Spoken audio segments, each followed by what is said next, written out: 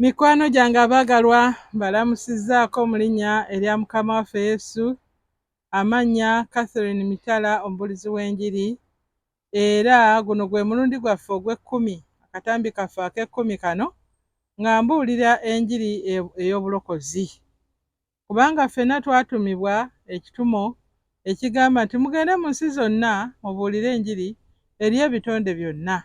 Akkiriza n'abatizibwa alirokoka, naye atakkiriza omusango gumaze okumusinga. Kakati n'enjiri ngisimbula wano mu Abaggalatiya, essula egenda kubeera ya 5, olunyiri lugenda kutandikira ku lwa 16, 17 ne 18. Wagamba bwe bati: naye njogera nti mutambulirenga mu mwoyo, kale temutuukirizenga kwegomba kwa mubiri, kubanga omubiri gwegomba nga guwakana n'omwoyo, n'omwoyo nga guwakana n'omubiri, kubanga ebyo byolekanye. Mulemenga okukola ebyo bye mwagala, naye muluŋŋamizibwe omwoyo naye bwe muluŋŋamizibwa omwoyo nga temufugibwa mateeka. Mukama yeebazibwe nnyo mikwano gyange. Batugambye wano nti kale tetutambuliranga mu kwegomba okw'omubiri. Okwegomba okw'omubiri kuwakana n'okwegomba okw'omwoyo. Omuntu atambulira mu kwegomba okw'omubiri, oyo si wa kitaffe. Naye omubiri guno singa tuguwakanya ne tutambula ng'omwoyo bw'agamba, awo tuli baana ba Katonda. Agambye mu 17 nti kubanga omubiri gwegomba nga guwakana n'omwoyo. Omubiri gwegomba ki? Omubiri gwegomba ebibi. Ebintu byonna omubiri bye gwegomba bibi mu maaso ga Katonda.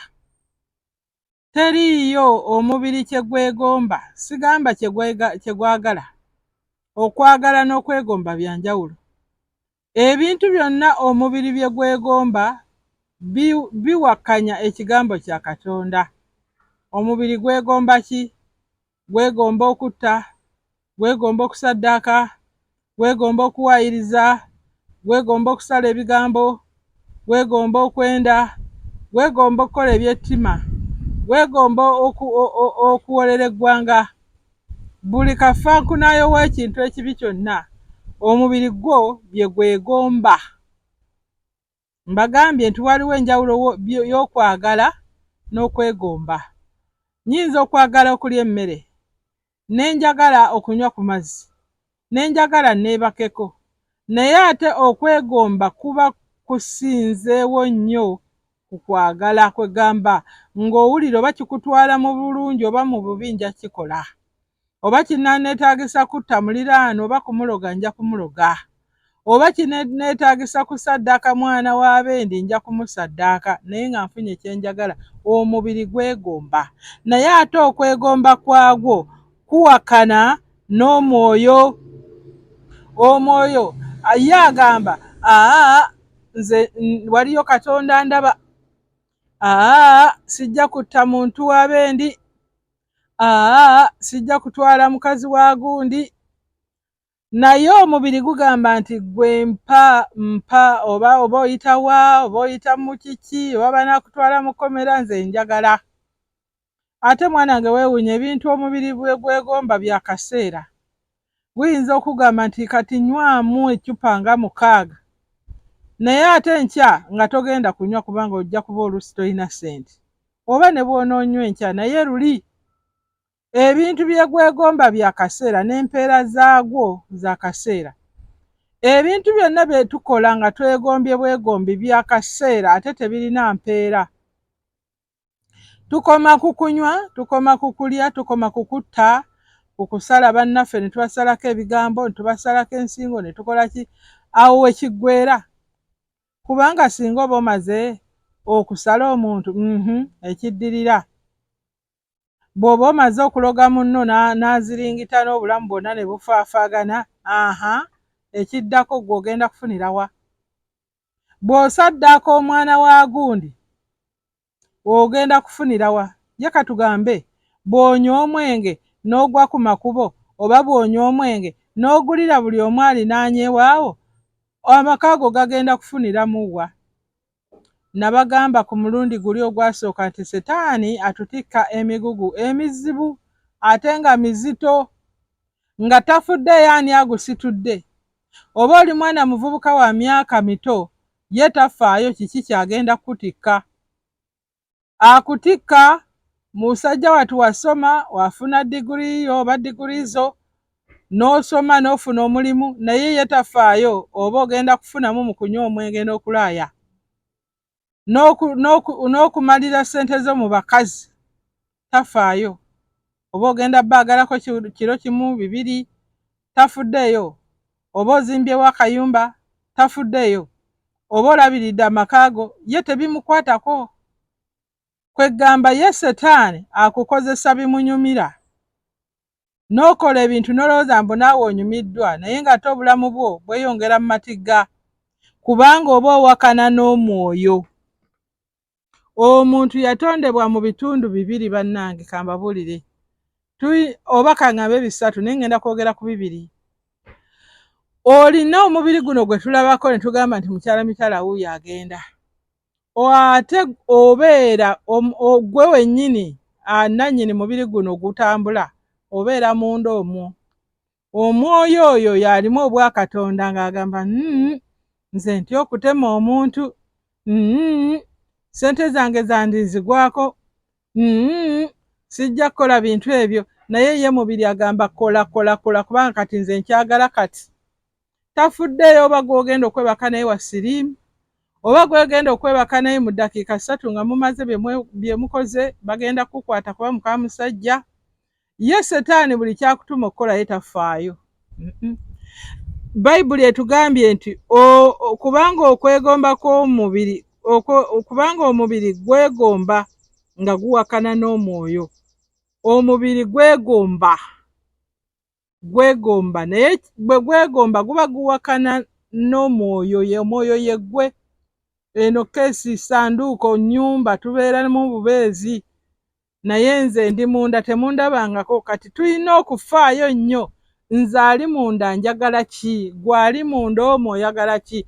Kubanga n'ekyokusooka oluvannyuma lw'okufa, ono mubiri ye agenda kusigala wano bamuserengese mu lusuku bamuziike, bamuvuge emayiro nnyingi bamutwale egindi eri bamuziike, naye ye omwoyo agenda kuddayo eri oyo eyamugaba, oyo y'agenda okusalirwa omusango. Kyovudde olaba nga ye mwoyo atya okukola ebintu bino, naye mubiri n'amugamba nze kati genda ssaawa eno. Lwaki omwoyo awakana n'omubiri? Lwaki? Kubanga yamanyi nti asigala wano, yamanyi nti gy'ogenda talinaayo mpeera, yamanyi nti ebintu by'obwakatonda kugamba tafunamu. Oyo ye mubiri tafunamu, yagenda kusigala wano bamutwale wali mu kinnya bamuziike. Kakati gwakumanyi nti gw'ogenda kubeerawo emirembe n'emirembe, kati akukotogera, akukyawa, tayagala okole Katonda by'ayagala.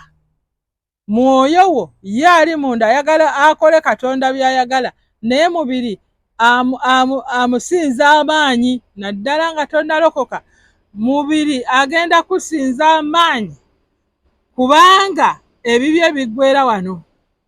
Mpa omwenge kubanga ebyange biggweera wano, mpa abakazi 5 kubanga ebyange biggweera wano, mpa kino mpa kiri. Omubiri bamuyita mpa, kubanga ye ebibye bikoma wano. Mubiri ebibye bikoma ku nsi, mubiri tagenda kugenda mu ggulu.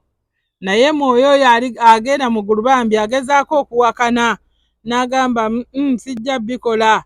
Naye munnange bw'obanga tonnasembeza Yesu Kristo okubeera omulokozi wo, kubanga ye ge maanyi gaffe, tojja kuwangula mubiri. Tolina bw'oyinza kuwangula mubiri nga tolina Yesu mu ggwe. Tosobola kuwangula mubiri nga tosembezezza, nga toyatudde Yesu Kristo okubeera omulokozi wo, kubanga olwatula Yesu Kristo okubeera omulokozi wo ng'ayingira mu nnyumba yo. Yesu Kristo ng'ayingira mu nnyumba yo ng'atandika ogifuga, ng'atandika okwezza buli kisenge kiri mu nnyumba, ng'atandika okuvunaanyizibwa nga nnyumba ajeera ng'agijjamu kafankunayo yenna, ajjamu obubbi, obulogo, obusezi, obugwagwa, byonna n'abijjamu byonna, n'atuula mu nnyumba yo ng'atebenkedde. Kati ojja kulwanyisa omubiri kye kugugamba, ojja kulwanyisa omubiri bye gukusaba, bye guwakana, naawe ojja kubiwakanya, kubanga mu ggwe mulimu omuntu omulala, mu ggwe mulimu ow'amaanyi, mu ggwe mulimu akusinga amaanyi. Ffe tetulina amaanyi ku bwaffe, twawangulwa dda. Eri mu lusuku Edeni twawangulwa. Mubiri bambi talina bwogerero, mwoyo talina bwogerero okuggyako ng'ayeegasse ne Mukama waffe Yesu. Mwoyo wo ajja kuwangula singa anaaba yeegasse ne Mukama waffe Yesu. Agambye nti kubanga ebyo byolekanye, wali olabyeko abalwanyi, ono ng'ali ludda eno n'ono ali ludda eno, buli omu nga aleeta afubutule eŋŋumi, omubiri ng'akuba, omwoyo naye ng'akuba, omubiri n'akuba ne mwoyo n'akuba.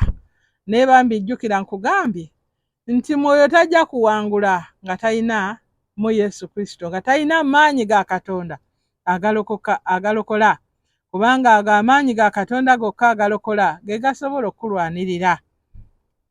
Yesu ye yawangula omubiri. Lwaki ŋŋamba nti bw'otoba na Yesu tojja kuwangula? Kubanga Yesu ye yawangula omubiri, yawangula ebikolwa byonna eby'omubiri. Era bwe yali atambula ku nsi kuno tewaliwo kye baamuwayiriza nti yeebase ne mukazi wa gundi, yasaddaase omwana, yabbye aliise abayigirizwa be, takiriiyo. Okuggyako bano abaayagalanga okumukookerako ebintu bamutte. Naye Yesu Kristo yatambulira mu bulamu obw'obutuukirivu. Ye yagwakana bulungi n'omubiri. Kyetuvudde tuleeta oyo, nze namuleeta mu bulamu bwange annwanirire nga naye bwe yalwana n'awangula. Nze njagala nnyo okuwangula. Bannange mu nsi eno tuli mu lutalo, naye tuteekwa okuwangula. Onoowangula otya muganda wange? Onoowangula otya okunywa omwenge? Onoowangula otya obwamalaaya? Onoowangula atya okufuga abantu obubi? Onoowangula atya okulya enguzi nga Yesu Kristo tatudde mu ggwe? Kati olwaleero mukwana wange, nkukubiriza nti lokoka, sembeza Yesu Kristo okubeera omulokozi wo, afugire mu ggwe, awangule omubiri, kubanga omubiri guno gwetaaga kuwangulwa. Kakati nno ogenda kuddamu essaala eno, gamba nti ayi Katonda wange, nkwebaza kubanga olunaku olwaleero ompadde omukisa okuwulira ebigambo bino. Mbadde neerwanirira kumala bbanga ddene, naye olwaleero ntegedde nti gwe olina okunnwanirira. Kyenvudde nsalawo Mukama neenenye byonna bye mbadde nfuba okukola nga nsanyusa mubiri. Onnyambe ayi Mukama mbiwangule byonna ennaku zange zonna ze nsigaza mu bulamu bwange. Neenenya amakubo amabi, neenenya buli kyonna ekibi kye nakola ku bantu ne kye bankolera, byonna mbyenenya olwaleero mbireka wano mu linnya erya Yesu Kristo omwana wa Katonda omulamu. Amiina. Ekyo ky'obadde okola mu ddakiika entono ez'akayita, obadde osembeza Mukama waffe okuyingira mu bulamu bwo. Yesu afuge mu ggwe. Yesu afuge mu ggwe. Amiina.